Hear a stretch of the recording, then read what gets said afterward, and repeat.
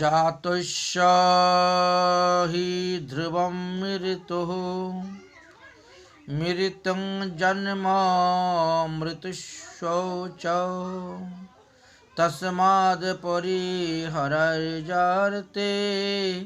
नौतं शुचितुमर्हसि।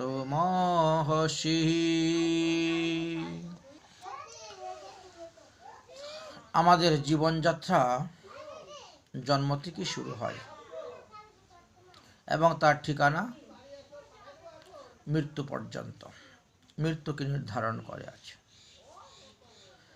এই যে আমরা মনুষ্য দেহ পেয়েছি, এই মনুষ্য দেহটা ভগবানের কৃপাতে পেয়েছে। যত প্রকার জীব আছে সমস্ত প্রকার জীব হইতে মনুষ্য শ্রেষ্ঠ। তাই মনুষ্য দেহকে বলা হয়েছে মুক্তির দ্বার। এই মনুষ্য দেহ দিয়ে আমরা আমাদের মোক্ষ প্রাপ্তি হতে পারি। আমাদের জীবনে চলার পথে যে সমস্ত কর্ম আমরা করি, আমাদের জীবিকা নির্বাহ করতে গিয়ে সেই কর্মের দ্বারা কখনো পাপ উৎপন্ন হয়, কখনো বা পুণ্য উৎপন্ন হয়। পাপরূপী গর্তেতে পড়লে পরে নরকাদি যন্ত্রণা ভোগ করতে হয়, আর পুণ্য অর্জন করলে স্বর্গাদি ভোগ করে থাকে। মানব জীবন শাস্ত্রবিধি অনুসারেই চলাটা প্রয়োজন, কারণ পরমাত্মার সাধন করেই তো মানুষ মোক্ষপ্রাপ্ত হয়ে থাকে। কিন্তু কিছু লোক আছেন যারা শাস্ত্রবিধি অনুসরণ করে না, শাস্ত্রবিধির বিরুদ্ধে কাজ করেন, পাপকর্ম পান, আর এই পাপ কর্মের ফলেই তাদের হৃদয়ে ভক্তির উৎপন্ন হয় না, ভক্তিতে তাদের বাধা সৃষ্টি হয়ে যায়। আচ্ছা, উদাহরণস্বরূপ বলা যায় যে পাপ কর্মের ফলেই শরীরে রোগ হয়, পাপ কর্মের ফলে আমাদের ফসল আদিও নষ্ট হয়, খাদ্যশস্যাদি। পাপের ফলেই গৃহপালিত পশুগণ হানি হয়। এক কথায় অর্থ কষ্ট, ঋণ বৃদ্ধি হয়ে থাকে। আর ঋণ যদি কারো একবার হয়ে যায় তাহলে ঋণের চিন্তায় তিনি পাগল, তাই সে ভক্তি করতে পারে না। এর থেকে মুক্তির উপায় কি? বলে সদ্গুরুর চরণাশ্রয়। সদ্গুরুদেবের চরণাশ্রয় করে তিনার উপদেশ মেনে চলে যদি, এবং পরমাত্মা ভগবান শ্রীকৃষ্ণের ভজন করো, তাহলে তোমার এই কষ্ট নিবৃত্তি হয়ে যাবে, অবসান হয়ে যাবে। তখন ভক্ত অধিক শ্রদ্ধার সহিত ভক্তি সাধনা করতে পারবে। পরমাত্মার উপর বিশ্বাস রেখে ভজন পথে অগ্রসর হতে হবে, তবেই ভজনটা ধীর হবে, না হলে হবে না। ভক্তকে পরমাত্মার প্রতি শ্রদ্ধা প্রেম রাখতে হবে। যেমন একজন পতিব্রতা রমণী, নিজ পতির প্রতি তিনার দৃঢ় বিশ্বাস, তিনি অন্য কোনো পুরুষকে কামনা করেন না, স্বপ্নেও চিন্তা করেন না, সে পুরুষ যতই সুন্দর হোক। ঠিক তেমনি ভাবে যারা কৃষ্ণ ভক্ত, তারা কেবল ভগবান শ্রীকৃষ্ণেরই চিন্তা করবেন, অন্যান্য কোনো দেবদেবীর চিন্তা করতে যাবেন না।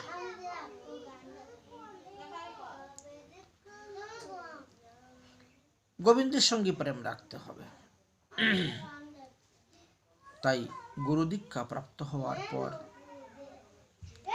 পরমাত্মা স্বরূপ ভগবান শ্রীকৃষ্ণকে ভজন করতে হবে। গুরুদেব কি করেন? জীবাত্মাকে পরমাত্মার সঙ্গে সংযুক্ত করে দেন, অর্থাৎ তাকে বিবাহ কার্যাদি করিয়ে দিচ্ছে। এই মানব শরীরধারী আত্মা নিজেই নিজের পতি পরমেশ্বরকে জানতে পারে না, গুরুদেব সেটাকে জানিয়ে দেন। তাই শ্রী গুরুদেব হলেন এই ভব সমুদ্রের কাণ্ডারি। গুরু ভক্তির ফলেই মানুষ পাপ থেকে মুক্তি লাভ করতে পারে। তাতে কৃষ্ণ ভজে কর গুরুর সেবন, মায়াজাল ছুটে পাবে কৃষ্ণের চরণ। ভক্তিকে আশ্রয় করে যখন কর্ম করবেন, তখন আপনার সমস্ত পাপ নষ্ট হয়ে যাবে। যদিও ভক্তিপথে অনেক বাধা আসে, কিন্তু সেই বাধাকে কাটাতে হবে। আর বাধা কাটানোর একটা উপায় আছে, হরিনাম। হরিনাম মহাপ্রভু শিক্ষাষ্টকে আমরা যেমন পেয়েছি, অন্যান্য মহাজনগণ সেইভাবে বলছেন। জবি সত্য নাম হৃদয় মে ধরো, ভয়ু পাপ কো নাশ, जैसे चिंगारी अग्नि को পরে পুরাণ ঘাস। যেভাবে একটা মেষ হাতে নিয়ে ঘুরে বেড়ালে কোনো ক্ষতি হচ্ছে না, কিন্তু মেষ থেকে যখন কাঠিকে আমরা সিঙ্গার দেই, তখন সমস্ত বন জ্বালিয়ে দিচ্ছে, খড় কুটা ঘাস সব জ্বালিয়ে দেয়। ঠিক তেমনিভাবে আমাদের হৃদয়ে যখন হরিনাম আশ্রিত হয়ে যাবে, তখন সমস্ত পাপ ভস্মীভূত হয়ে যাবে। এই জন্যই সদ্গুরুর প্রয়োজন। সদ্গুরুর থেকে দীক্ষা নিলে পরে প্রত্যেক স্ত্রী পুরুষ, ছোট বড়, ছেলে মেয়ে সবাই ভক্তি লাভ করতে পারবে। ভক্তি লাভের দ্বারা কি হবে? মুক্তি লাভ হবে। পুণ্য ভক্তিপথের কখনো কখনো বাধা হয়ে দাঁড়ায়। যে সমস্ত কর্মকাণ্ড করেন মানুষ স্বর্গাদি প্রাপ্তির জন্য, দেখা গেল সেইগুলো বাধা হয়ে দাঁড়ায়। পূর্বজন্মের কথা কি আর বলবো। পূর্বজন্মের ফলেই মানুষের টাকা আসে, পয়সা আসে, ধন দৌলত হয়। পূর্বজন্মের পুণ্যের ফলে সুখ সুবিধা প্রাপ্ত হয়। কেউ বা রাজপদ প্রাপ্ত হয়, কেউ বা অতিরিক্ত সুখী হয়ে থাকেন। আর টাকা পয়সা বেশি হলেও আবার ভক্তিপথে বাধা হয়ে দাঁড়ায়, কারণ অর্থের একটা অপগুণ আছে। অর্থ থেকে 15 প্রকার অবগুণ তৈরি হয়ে যায়। এই জন্য অত্যাধিক অর্থ হইলেও ক্ষতি, আবার অর্থ না হলেও সংসারে চলা যায় না। তবে যতই অর্থ হোক না কেন, কখনো ভগবানকে ভুলবেন না। যারা ভগবানকে ভুলে গিয়েছেন অর্থ পেয়ে, যাদের অনর্থ উৎপন্ন হয়ে গেছে, তাদের শেষে পস্তাতে হবে। সুখ কি মাথে পত্তর ধরে, নাম হৃদয় সে যাবই, বলিহারি দুঃখে জু পল পল নাম রটাবই। যারা ধনের মধ্যে মত্ত হয়ে ভগবানের ভজন করতেছেন না, তাদের হৃদয়টি এমনই হয়ে গেছে। দৃষ্টান্ত বলছেন যে কোনো ধনী ব্যক্তি বা কোনো রাজাকে যখন ভগবানের কথা আপনি শোনাতে চেষ্টা করবেন, তখন দেখবেন ভগবানের কথা শুনতে তার রুচি আসে না, কারণ তার হৃদয়টা যে পাপে মলিন হয়ে আছে। অন্যদিকে পাপকর্মের ফল ভোগ করা কোনো ব্যক্তিকে যদি আপনি ভগবানের কথা শ্রবণ করান, তাহলে সে শ্রদ্ধার সহিত শুনবে, কারণ সে দুঃখ ভোগ করে এসেছে। তো যারা ধনী ব্যক্তি বা গরিব ব্যক্তি, তাদেরকে তখন বুঝাতে হবে যে দেখেন, এটা আপনার পূর্বজন্মের প্রারব্ধের ফলে আপনি পেয়েছেন, সুখ দুঃখ যা কিছু। কিন্তু তাই বলে যদি ঈশ্বরকে ভুলে যাও, তারপরে তো আরো নরক যন্ত্রণা ভোগ করতে হবে। তাকে বোঝাতে হবে, দেখেন তো আমাদের গ্রামের ওই সাধুকে দেখেন, তিনি কত গরিব ছিলেন, তিনি কত কষ্টে কাটাতেন। যখনই সদ্গুরুদেবের চরণাশ্রয় করে তিনি ভজন সাধন শুরু করলেন, এমনি দিন দিন তিনার অনর্থ নিবৃত্তি হয়ে গেল, তিনার দুঃখ দুর্দশা নিবৃত্তি হলো, তিনি এখন সুখে আনন্দে হরিভজন করে যাচ্ছেন। অতএব আপনিও সুখে আনন্দে হরিভজন করতে যদি চান, তাহলে সম্প্রদায়ের অন্তর্ভুক্ত সদ্গুরুর চরণাশ্রয় করুন, এতে আপনার মঙ্গল হবে। সুখ দুঃখ এসবই আমাদের পূর্বজন্মে প্রারব্ধ কর্মের ফল। আর এই কর্ম ভোগ করতে গিয়ে এই জন্মে আবার নতুন প্রারব্ধ করে ফেলতেছি। তাই এই জন্মে যাতে নতুন কোনো প্রারব্ধ কর্ম না হয়, এর জন্য আমাদেরকে চেষ্টা করতে হবে। আমরা মাথার ঘাম পায়ে ফেলে যে অর্থ উপার্জন করতেছি, সেই অর্থ যদি ভগবৎ সেবায় ব্যয় না করি,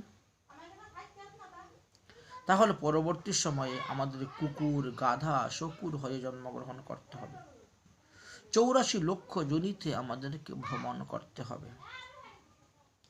ধর্মই একমাত্র সুখ দিয়ে থাকেন, ভক্তি একমাত্র পাপ কর্ম থেকে মুক্ত করতে পারেন। অতএব যদি ধনী বা রাজা রাজপদ পাওয়ার পর তিনি সেই পদের উপযুক্ত ব্যবহার না করেন, ভক্তিপদকে আশ্রয় না করেন, মুক্তির জন্য চেষ্টা না করেন, তাহলে তিনাকেও দুঃখ পেতে হয়।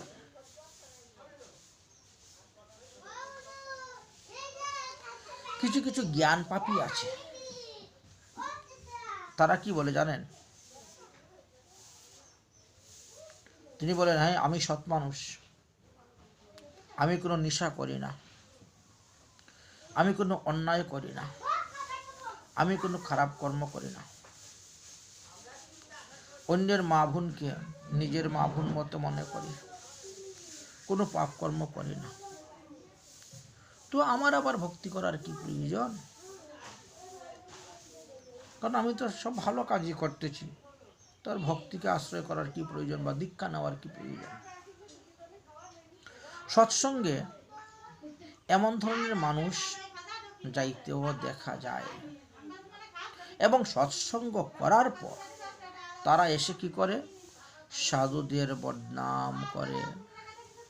ওই সাধু এই করেন, ওই সাধু ওই করেন, ওই বাবাজি ওই করেন, আমি তো বড় ভালোই আছি, আমি ভক্তিও করি না, তিলক মালাও ধারি না, আমি সাধুও নয়, বরং আমি তাদের থেকে অনেক ভালো আছি, তারা খারাপ, সাধুরা খারাপ। এই ধরনের কিছু কিছু লোকের মন্তব্য শোনা যায়।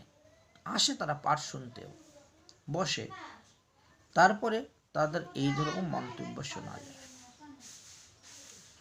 আচ্ছা, এদেরকে যদি একটা উদাহরণ দেওয়া যায়, আচ্ছা মনে করেন আপনার 2 একর জমি আছে, সে 2 একর জমি একেবারে ঘাস জঙ্গলে পরিপূর্ণ হয়ে আছে।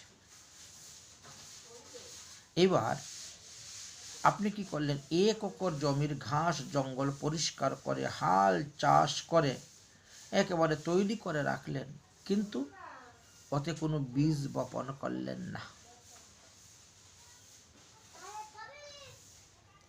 আর 1 একর জমিতে আপনার ঘাস জঙ্গল যেভাবে আছে সেইভাবেই আছে। আচ্ছা, এখন এই দুটি ক্ষেতের মধ্যে ব্যবধান কি, পার্থক্য কি, একবার বিচার করে দেখেন তো। যদি কেউ ওই জঙ্গল ভরা ক্ষেত পরিষ্কার করে ধান বা গমের বীজ বপন না করে দেয়, তাহলে ওই পরিষ্কার করা ক্ষেত থেকে কি লাভ হলো? রেখে জঙ্গলাকীর্ণ পরিষ্কার করে রাখলেন, কি লাভ হলো? তাই যদি আপনি বিকার অর্থাৎ পাপ মুক্ত হতে চান, তাহলে আপনাকে ভক্তিরূপী বীজ বপন করতে হবে। শুধু ক্ষেত পরিষ্কার করে রাখলেই তো হবে না, ভক্তিরূপী বীজকে বপন করতে হবে, তবেই পাপের হাত থেকে মুক্তি লাভ করতে পারবেন। শরীররূপী ক্ষেত ভক্তিরূপী বীজ বপন করবেন। যদি কেউ খারাপ কাজ করে এবং জ্ঞান হওয়ার পরে সে সমস্ত খারাপ কর্ম ছেড়ে দিয়ে ভগবানের চরণে শরণাপন্ন হয়ে যায়, বাকি জীবন ভগবত পথে চলে, তাহলে তো তার পথ পরিষ্কার। সে তাড়াতাড়ি লক্ষ্যস্থানে গিয়ে পৌঁছতে পারবে।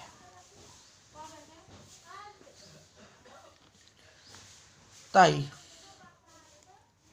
যদি কোনো খারাপ লোক হরিকথা শুনতে আসেন, ভাগবত পাঠ শুনতে আসেন এবং হরিকথা শুনতে শুনতে তিনার পথ চলার পরিবর্তন হয়ে যায়, অর্থাৎ তিনি আর খারাপ কাজ করেন না, ভালো কাজ করেন, সাধু হয়ে যান, বিষ্ণু মন্ত্রে দীক্ষা গ্রহণ করেন, প্রসাদ গ্রহণ করেন, বজ্র খবরদার, তাহলে তাকে পূর্ব কাজের জন্য নিন্দা করিও না। কিছু কিছু লোক আছে, তারা বলে এই অসৎ লোকটা এখানে আসে, পাঠ শুনতে বসে, হ্যাঁ, আমাদের মেয়ে ছেলেদেরকে সেখানে পাঠাবো না। এইভাবে অনেকে বলে থাকেন, কিন্তু নেই, কারণ তিনি তো সেই সমস্ত কর্ম ছেড়ে দিয়েছেন। উদাহরণস্বরূপ বললেন, আচ্ছা মনে করেন কোনো ব্যক্তির কুষ্ঠরোগ হয়েছে, সে এখন পরমাত্মার ভক্তি শুরু করেছে। আচ্ছা, তাহলে ভক্ত সমাজে উচিত কি ওই ব্যক্তিকে ঘৃণা করা না আদর করা? সে যদি কোনো ভক্ত হয়ে থাকে, যদি কোনো ভক্তের কুষ্ঠরোগ হয় অথচ সে পরমাত্মার ভজন করতেছে, তাকে তখন ভক্ত সমাজের কি উচিত হয়? ওই ব্যক্তিকে ঘৃণা না করে আদর করাই উচিত। অন্য ভক্তদের মতন তাকেও নমস্কার, দণ্ডবত, প্রণাম জানানো উচিত, যাহাতে ওই দুঃখী প্রাণীর ভক্তিতে মনটা লেগে যায় এবং রূপ ঠিক হয়ে যায়, ভালো হয়ে যায়। ঠিক তেমনি ভাবে যদি কোনো বেশ্যা মেয়ে এই ভক্তি পথে প্রেরিত হয়ে তিনি খারাপ কর্ম ছেড়ে দিয়ে আত্মকল্যাণের জন্য সদ্গুরুর আদেশ মেনে দীক্ষা গ্রহণ করে ভজন করেন, বলছেন তাহলেও তারই আচরণের জন্য কখনো তাকে ঘৃণা করবেন না, নিন্দা করবেন না। এই বিষয়ে শ্রীমদ্ ভগবদ গীতার নবম অধ্যায়ের ৩০ নং শ্লোকে তো আমরা দেখতে পেয়েছি, অপি চেতসো দুরাচারো ভজন্তে মামনিকম্ভে সাধুরেবশ্চ মন্তব্য সংযমাবস্থিতো হিস। তাহলে দেখা গেল কি, বললেন যে একেবারে জঘন্য অতিরিক্ত পাপাচারী ব্যক্তিও যদি বিশ্বাসের সাথে ভগবানকে ভক্তি করে, সৎসঙ্গ করে, সাধুসঙ্গ করে, তাহলে তাহাকে মহান আত্মা ভাবে মেনা উচিত। কারণ সে সাধুদের সঙ্গে থাকতে থাকতে, সাধুদের হরিকথা শুনে, সাধুদের বিচার বিবেচনা দেখে তার জীবনের কল্যাণের পথটা বেছে নিয়েছে। তাই মানব শরীরধারী প্রাণীকে তত্ত্বদর্শী সাধুদের কাছ থেকেই হরিনাম আদি উপদেশ নিতে হয়, আর পরমাত্মাকে ভক্তি রেখে ভজন করতে হয়। মনুষ্য জন্ম দুর্লভ হে, মিলে মিলে ন বারবার। মনুষ্য জন্ম দুর্লভ হে, মিলে ন বারবার। তরুবর সে পাও ছুট ঘিরে, বহুত না লাগে ডার। তাই এই মনুষ্য জন্ম বারবার পাওয়া যায় না। 84 লক্ষ যোনি ভ্রমণ করার পর আমরা একবার এই মনুষ্য জন্ম পেয়ে থাকি। আর সেই সময় যদি মানুষের কাজ না করি, তাহলে পুনরায় আবার আমাদেরকে 84 লক্ষ যোনিতে গমন করতে হবে। তাই বললেন, মনুষ্য জন্ম পা কর নাহি রটি হরিনাম। এই মনুষ্য দেহ পেয়ে যারা হরিনাম করতেছে না, সেই সে কুয়া জল বিনা বানায়া কা কিয়া কাম। আপনি কুয়া খুঁদেছেন, পুকুর খুঁদেছেন, অথচ তাতে এক ফোঁটা জলও নেই, কোন কাজে লাগলো? ঠিক তেমনি ভাবে এই মনুষ্য দেহ পেয়ে যদি আপনি হরি ভজন না করেন, তাহলে এই দেহটা কোনো কাজেই আপনার লাগলো না। একে কাজে লাগানোর জন্যই আমাদের হরিভজন। আর এই হরিভজন করতে গেলে যারা হরিভজন করেন তাদের সঙ্গ করতে হবে, না হলে আপনা আপনি কখনো হৃদয়ে হরিভজন উৎপন্ন হবে না। যদি মানব জীবনে ভক্তি না করা হয়, তাহলে তার জীবন শুকনো পুকুরের মতন, কুয়ার মতন,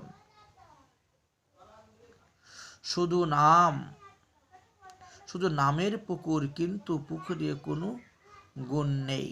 তদ্রূপ মানুষ শরীরে ভক্তি না থাকলে এই শরীরের কোনো গুণ থাকে না, পশু সমতুল্য থাকে।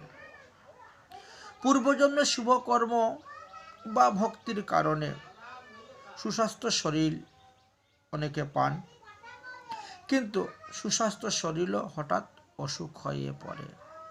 লক্ষ লক্ষ টাকা খরচ করেও কেউ বাঁচাতে পারে না, মৃত্যু প্রাপ্তি হয়ে যায়।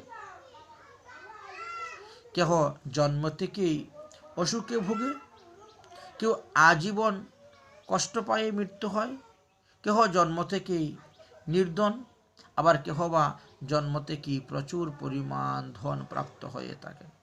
কেউ বা নিঃসন্তান, কেউ বা আবার অনেক পুত্রকন্যা উৎপন্ন হয়, কেহ বা পুত্র হয় না, শুধু কন্যা হয়, কারো বা কন্যা হয় না, শুধু পুত্র হয়। যতক্ষণ আশা না মিটে ততক্ষণই আমরা আশায় বসে থাকি। পূর্ব কর্মের ফলে আমরা এই সমস্ত দ্রব্য ভোগ করে থাকি। তাই সদ্গুরুদেবের চরণাশ্রয় করে দীক্ষা নিয়ে মর্যাদার সহিত ভক্তি শুরু করলে তখন সংস্কারগুলো একে একে দূরীভূত হয়ে যায়। তাই মানব জীবন যাপনের কয়েকটি পদ্ধতির কথা শাস্ত্রে বর্ণন করে গিয়েছেন।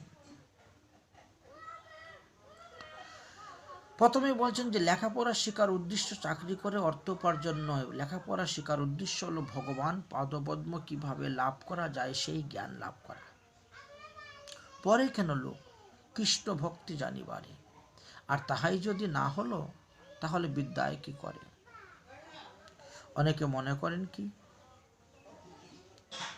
আধ্যাত্মিক জ্ঞান না থাকলে সাধারণ মানুষের জীবনযাপনের ধারণাটা একটু অন্যরকমই হয়।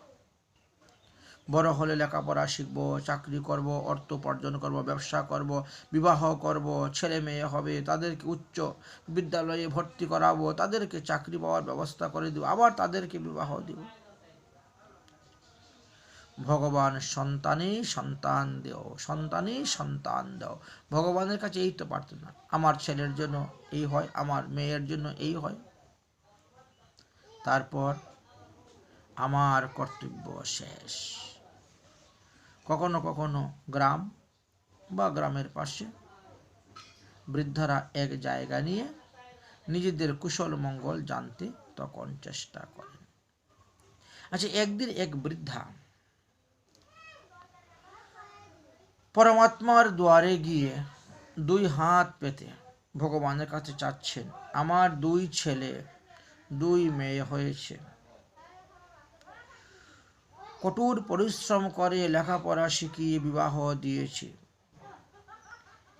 সকলের ছেলে মেয়ে হয়েছে, এখন আমার কাজ শেষ, আমার বয়স ৭৫ বৎসর হয়ে গেছে, নিশ্চিন্তে মরতে পারি, আমার জীবন সফল হয়েছে, আমার বংশ পরম্পরা আগে চলবে, আমার সংসারে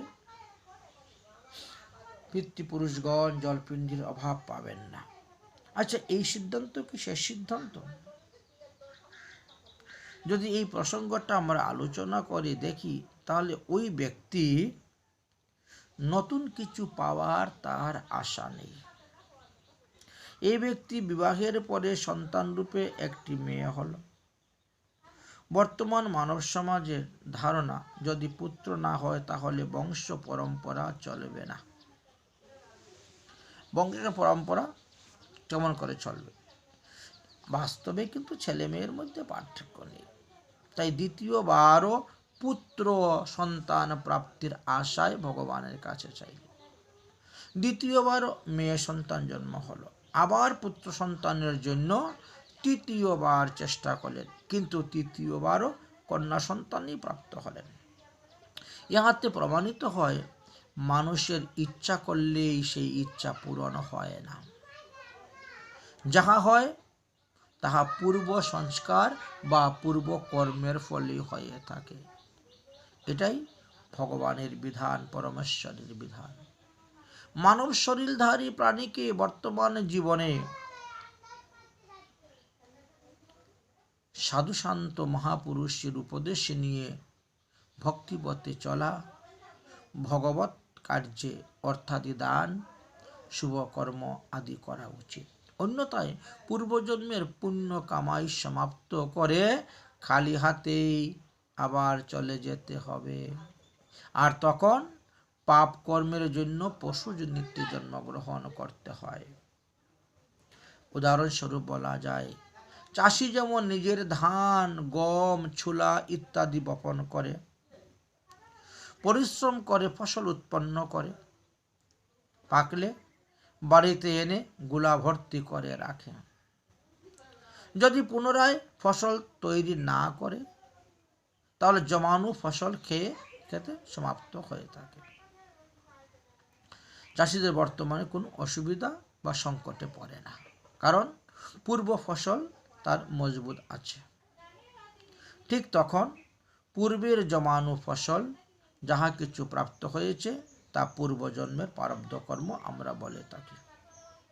যদি বর্তমানে শুভকর্ম ভক্তি না থাকে তাহলে ভবিষ্যৎ জীবনটা কি হবে? আপনাকে নরকেই যেতে হবে। তাই আধ্যাত্মিক জ্ঞান হওয়ার প্রয়োজন, না হলে মানুষ বুদ্ধিমান হতে পারবে না। বুদ্ধিমান কৃষকের মতন প্রতি বৎসর প্রত্যেকের আয় ব্যয় করবে, অর্থাৎ পুণ্য শুরু থেকেই সদ্গুরু চরণাশ্রয় করে ভজন করবে, যাতে আগামী জন্মের তার ভালো কাজ হয়। যদি কেউ এক পুত্র থেকে তার বংশ পরম্পরা চিরকাল ধরে রাখতে চায় তাহলে সেটা তার ভুল ধারণা। উদাহরণস্বরূপ আমরা বলতে পারি, আচ্ছা, লঙ্কার রাবণ বংশ রক্ষার জন্য একে একে তিনি 1 লক্ষ পুত্র সন্তান উৎপন্ন করলেন। 1.25 লক্ষ তার নাতি ছিল, কিন্তু শেষে কি হলো? বংশে একজনও বাতি দেওয়ার মতন থাকলো না। তাই পুত্র হলেই বংশবৃদ্ধি হবে, বংশের নাম থাকবে, এমন কোনো কথা নয়। কোনো গ্রামে প্রথমে 2-4 জন ব্যক্তি বসবাস করে, আর তারপরে তার বংশ বৃদ্ধি হতে হতে শত শত পরিবার হয়ে যায়। এমনটা আমরা অনেক জায়গাতেই দেখতে পেয়েছি।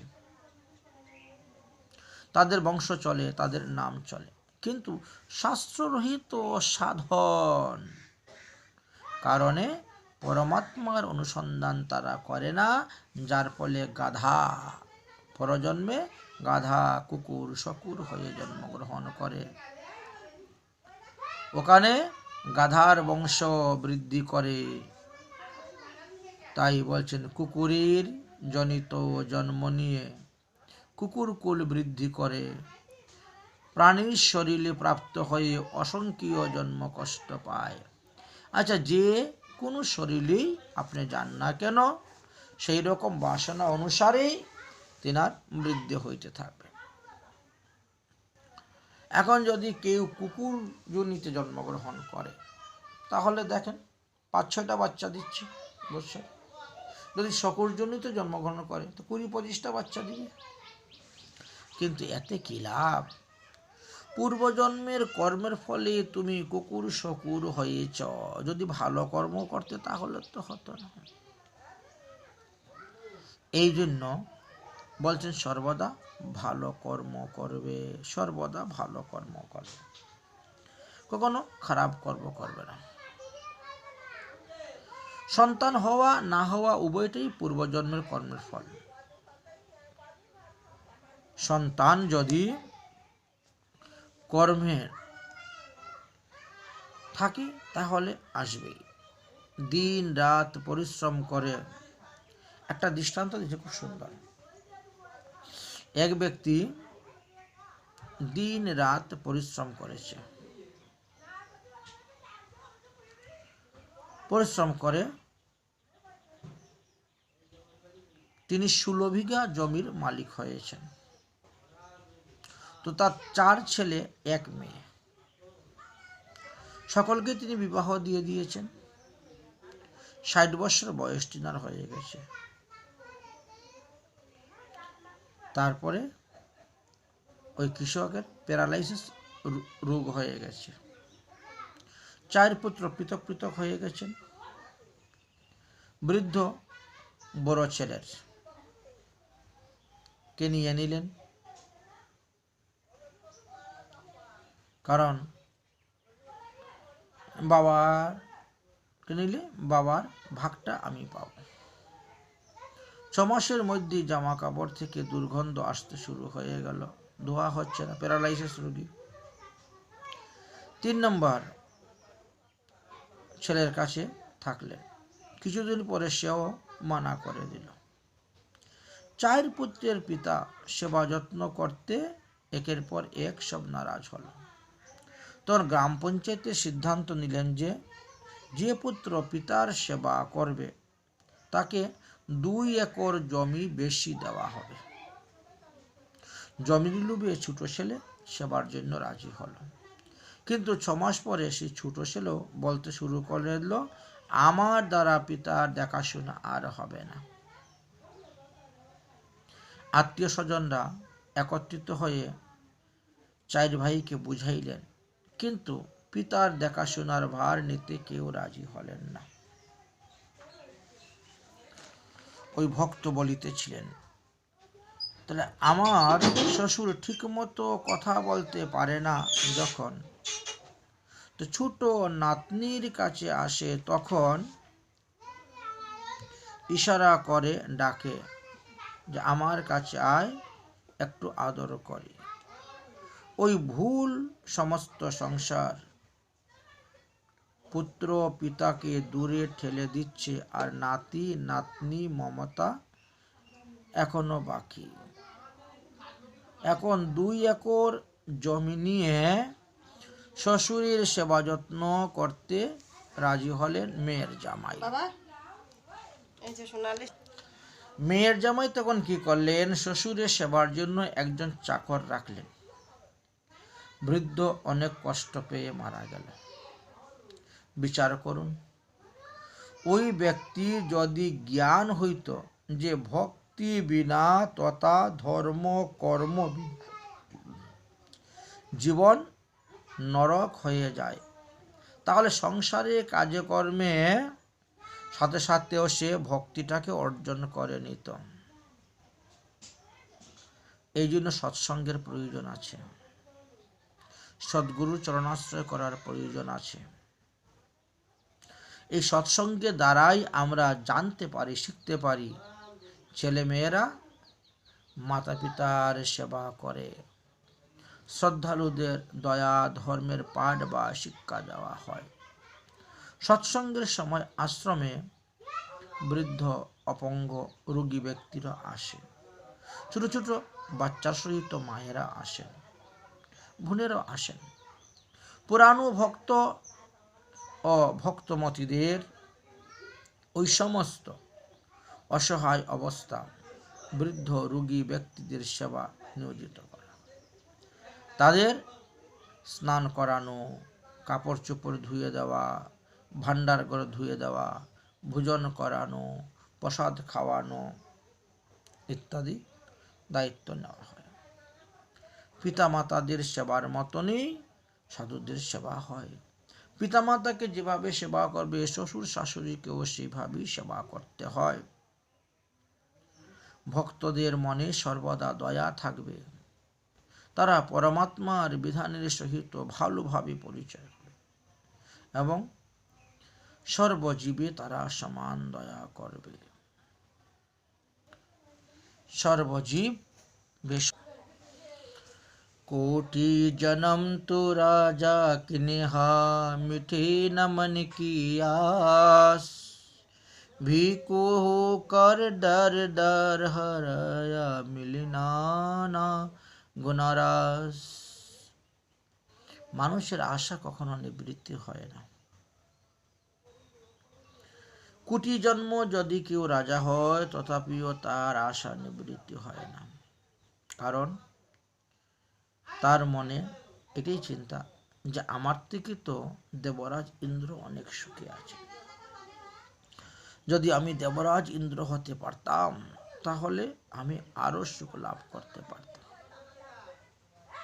এই তো এইভাবে মানুষের আশা শেষ হয় না। একটি আশা সমাপ্ত হতে না হতেই আরেকটি আশার বীজ তারা বপন করে দেন। তাই বলছেন, আচ্ছা, ইন্দ্র পদবী কিভাবে পাওয়া যায়, লাভ করা যায়? দেবরাজ ইন্দ্র যে হয়েছেন তিনি কেমন করে হয়েছেন? বললেন, দেখেন, 100 মন ঘি, 100 মন ঘি দিয়ে যজ্ঞ অনুষ্ঠান করতে হবে। একটা যজ্ঞ, 100 মন ঘি, একটা যজ্ঞ। এইভাবে 100টা যজ্ঞ যিনি করতে পারেন তিনি ইন্দ্রের পদবী লাভ করতে পারেন। ভাগবতে দেওয়া আছে, আগামী মন্বন্তরে বলিরাজ ইন্দ্র হবেন এবং তিনি 100টি বিশ্বজি যজ্ঞ করেছিলেন, এটা ভাগবতে বর্ণনা করা আছে। তো একটা যজ্ঞতেই 100 মণ ঘি লাগত, আর এইভাবে তিনি 100টা যজ্ঞ করেছেন। আবার এইরূপ যজ্ঞ করতে করতে যদি কোন বিঘ্ন হয়ে যায় তাহলে আবার নতুন করে যজ্ঞ করতে হতো। একজন ইন্দ্রের পরমায়ু কত? বললেন 30,67,20,000 বৎসর, এরও বেশি পরমায়ু ইন্দ্রের আছে। কারণ ইন্দ্রের পরমায়ুর কথা যদি আমরা হিসাব করি তো প্রথমে দেখতে হবে যে 71 চতুর্যুগে 1 মন্বন্তর হয়।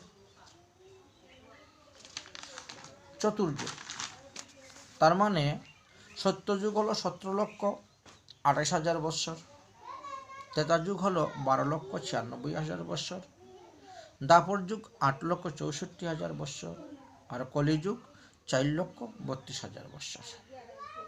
সবগুলোকে যোগ করেন তাহলে 43,20,000 বৎসরে এক চতুর্যুগ হয়ে থাকে। আর এইভাবে 71 চতুর্যুগে 1 মন্বন্তর। 71 চতুর্যুগ যদি আমরা করি তাহলে 30,67,20,000 বৎসর হয়। আর এই বৎসরগুলোকে ব্রহ্মার মাত্র একদিন। ব্রহ্মার একদিন সমান আমাদের 30,67,20,000 বৎসর। একজন ইন্দ্র ব্রহ্মার একদিন পর্যন্ত জীবিত থাকেন। আর এইভাবে ব্রহ্মার একদিনে 14 জন ইন্দ্র রাজত্ব করেন। তাহলে এক একজন ইন্দ্রের রাজত্বকাল যদি আমরা হিসাব করি তারা কতদিন রাজত্ব করেন? বলেন 21,90,857 বৎসর, 1 মাস 22 দিন 3 ঘন্টা 2 মিনিট সময় তারা রাজত্ব করেন একজন। তারপরে আবার অন্য আরেকজন ইন্দ্র হয়ে যান। তাহলে একজন ইন্দ্র 21,90,857 বৎসর, 1 মাস 22 দিন 3 ঘন্টা 2 মিনিট সময়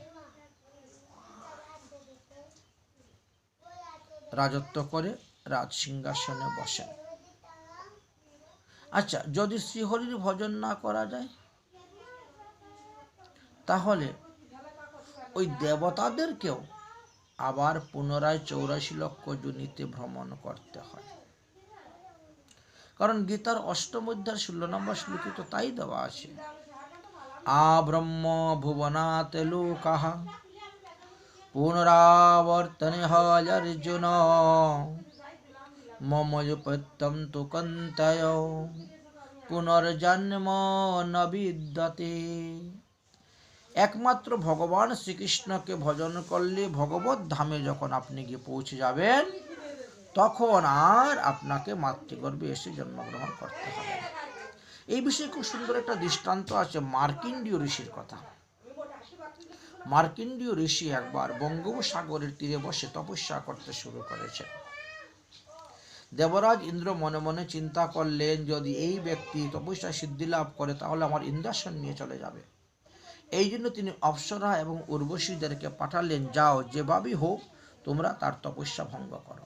সঙ্গে কামদেবকে পাঠালেন।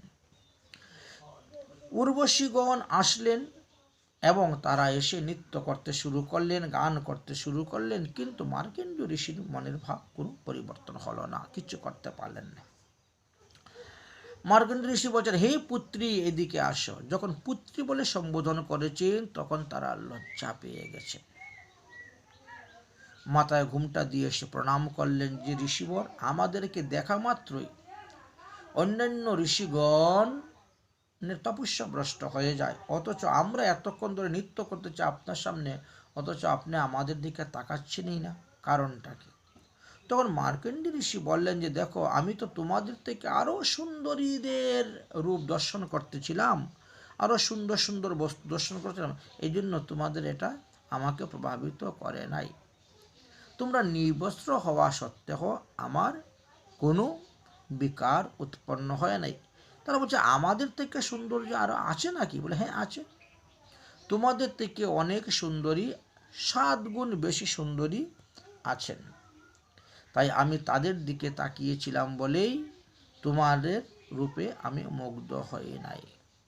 মার্কণ্ডেয় ঋষি বললেন, আচ্ছা তোমরা কি করো? বলে, আমরা ইন্দ্রের সেবা করি, ইন্দ্রের কাজ করি। তো বলছেন, তখন মার্কণ্ডেয় ঋষি জিজ্ঞাসা করেন, আচ্ছা ইন্দ্রের মৃত্যু হলে তুমি কি করবে? উর্বশী উত্তর দিলেন, একজন ইন্দ্রের মৃত্যু হলে আমরা আরেকজন ইন্দ্রকে প্রতিরূপে গ্রহণ করি। তো এইভাবে তোমরা কজনকে গ্রহণ করো? বলে, এইভাবে আমাদের 14 জন ইন্দ্রকে আমরা ভোগ করি, অর্থাৎ ব্রহ্মার একদিন পর্যন্ত আমরা ভোগ করি, 71 চতুর্যুগ পর্যন্ত। আচ্ছা, তো 14 জন ইন্দ্রর যখন পতন হয়ে যাবে তখন তোমরা কি করবে? তোমরা তো 14 জন ইন্দ্রের পাটরানি হয়ে স্বর্গসুখ ভোগ করলে। আচ্ছা, 14 জন ইন্দ্র যখন মারা গেল তখন তোমরা কি করবে? উর্বশী তখন বললেন যে তখন আমারও মৃত্যু হবে। তোমার মৃত্যুর পরে কি হবে? বললে, পৃথিবীতে গিয়ে আমি গাধী হয়ে জন্মগ্রহণ করব। গাধী, আশ্চর্য কথা। আর তোমার স্বামীরা কি হবে? বলে, আমার স্বামীরা অর্থাৎ ইন্দ্র যারা হয়েছেন এখন, এই 14 জন ইন্দ্রই গাধা হয়ে জন্মগ্রহণ করবেন। মার্কণ্ডেয় ঋষি বললেন, তাহলে আমাকে কেন এমন লোকে নিয়ে যাওয়ার জন্য তোমরা এসেছ? তোমরা স্বর্গের মহিমা বলতেছ?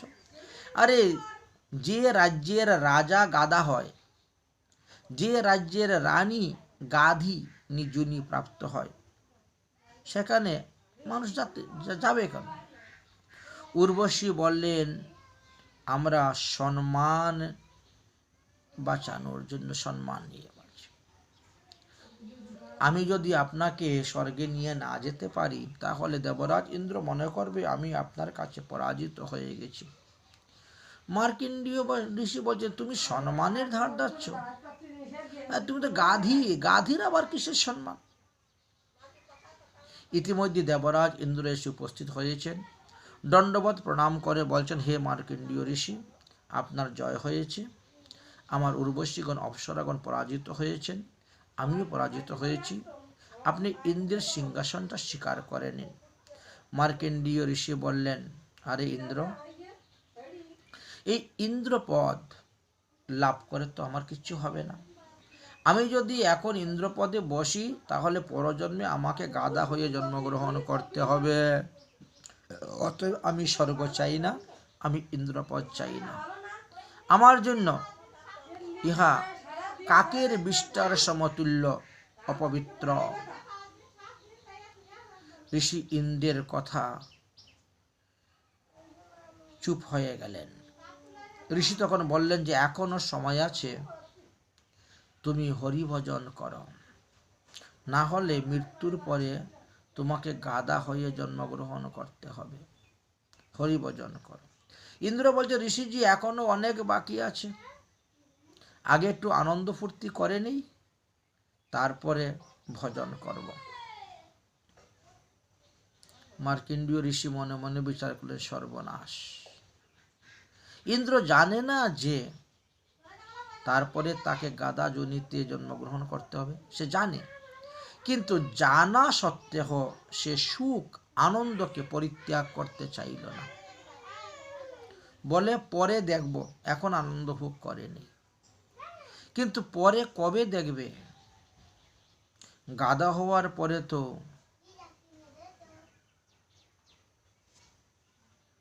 কুমারগণ গাধার পিঠের মধ্যে মাটি তুলে দিবে, কোনো গর্ত ভর্তি করতে গেলে দেখেন না গাধার পিঠে কি পরিমাণ মাটি চাপিয়ে দেয়।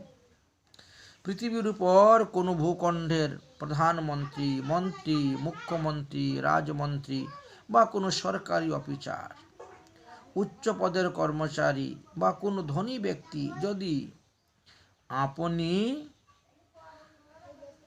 প্রভাবকে দুর্প্রয়োগ করেন, তারা ভগবানের ভজন না করেন, তাহলে পরজন্মে তাদেরকে গাধাই হইতে হবে। তাই দ্বিতীয়বার এই ধরনের কথা আর তিনি বললেন না মার্কণ্ডেয় ঋষি। যারা একটু সভ্য তারা বলবে যে কে দেখেছে ইন্দ্র গাধা হয়েছে কি না।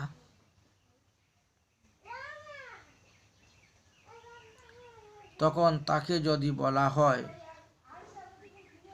যে সর্বসৎ গ্রন্থ সর্বসাধুজন তাই তো দেখিয়ে দিয়েছেন, অধিকাংশ লোক বলতে পারে দেখেন এখন হরিভজনের সময় নেই, পরে করব। আচ্ছা, তাদের কাছে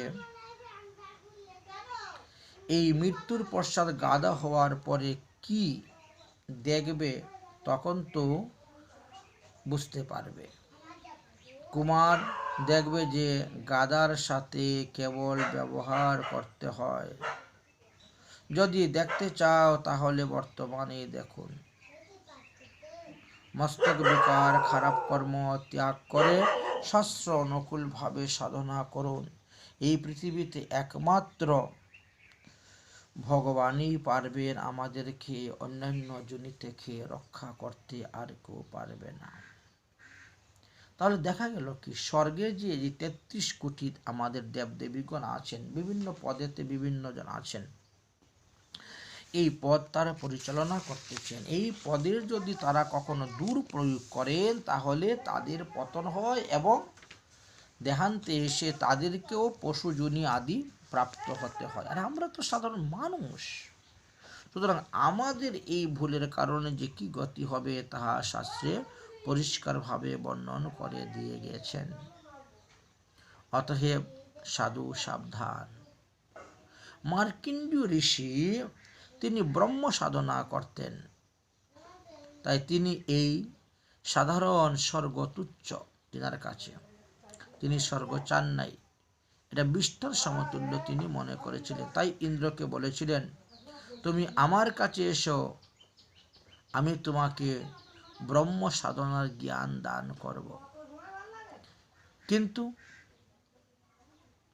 ইন্দ্র মানলেন না, তিনি সেই স্বর্গসুখই লাভ করতে চাইলেন। এই জন্য আমরা দেখি চনক ঋষি, দুর্বাসা ঋষি, কপিল মুনি, এদের সাধন ভজনের কথা লেখা আছে। এরা ব্রহ্ম সাধনা করেছেন। আর গীতাতেও এই কথা বলে গিয়েছেন যে ওই সাধনাকে অতি উচ্চ মনে করেন মার্কণ্ডেয় ঋষি। ওই ব্রহ্ম সাধনায় করেছিলেন। তাই তিনি ইন্দ্রদেবকে ব্রহ্ম সাধনার পরামর্শ দিয়ে বলেছিলেন, হে ইন্দ্র, তুমি ব্রহ্মের উপাসনা করো, এতে তোমার লাভ হবে। কিন্তু ইন্দ্র মানলেন না। সুতরাং আমাদের প্রত্যেকেরই কর্তব্য সৎ উপদেশ গ্রহণ করা এবং সৎ পথে আমাদের চলা। অসংখ্য জন্ম তুহে মর্তা হুঙ্গে, জীবত কই না মরে রে, দ্বাদশ মধ্যে মহল মাঠ রোভে, বহুরো না দেহ ধরে রে। হে মানব, অনন্তবার তোমার জন্ম হয়েছে, অনন্তবার তোমার মৃত্যু হয়েছে। তাই তুমি এখন সদ্গুরুর চরণাশ্রয় করে হরিভজন করো, তবেই তুমি এই জন্ম মৃত্যুরূপী ভয়ঙ্কর মহারোগ থেকে মুক্তি লাভ করতে পারবে।